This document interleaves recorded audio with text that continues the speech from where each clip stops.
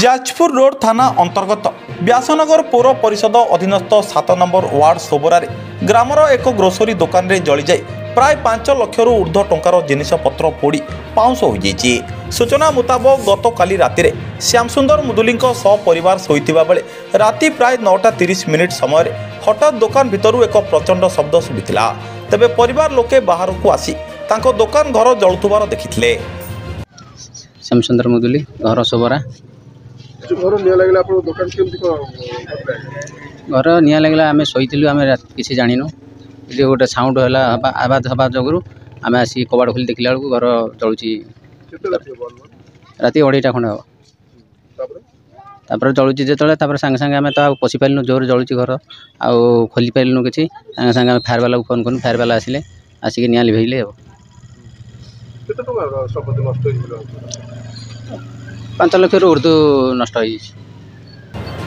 परिवार लोके एवं ग्रामवासी माने निया को लिभेबा को चेष्टा करिथिले किंतु अनायत निया को रोकी पारि नथिले। तेबे तुरंत स्थानीय अग्निशम विभाग को सूचना देथिले एवं अग्निशम विभाग घटनास्थल रे पहुंची निया को आयत को आनिथिले। मो ना विष्णुचरण मुदुली ग्राम सोबरा आम सेटा आम सान भाई को दुकान तांको ना हला श्यामसुंदर मुदुली आउ आमे सब राति शोलु राति 2:30 पर आम साम आसिक आमको सब डाकिला नना आस कि आम झरका बाड़ौँ गोटे शब्द कौन ढोढो ढोढो शब्द हो कि आम झरका बाड़ौँ आम सब उठिक आसिलु उठिक आसला मुझे गेट खोलिक पदा को आसुली साम कहला ना नना पदा को जाना मु छात उपरक आस सी फास्ट छात उपरक जो दौड़ी पलैला जाई देखला पूरा स्काईलाइट फाइलाइट कबाट बाटे झरका बाटे पूरा प्रबल धूआं बाहरुची आउ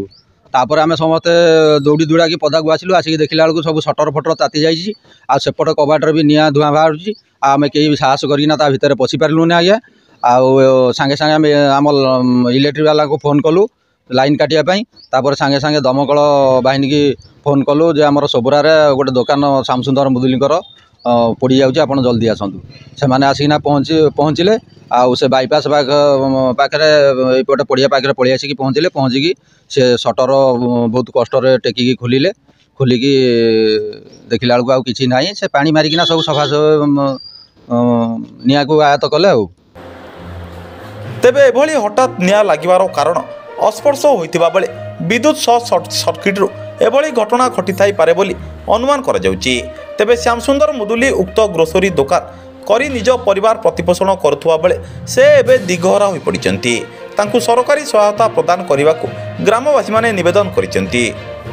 जाजपुर व्यासनगर प्रद्युम्न कुमार बोईते रिपोर्ट सूर्यस्त न्यूज।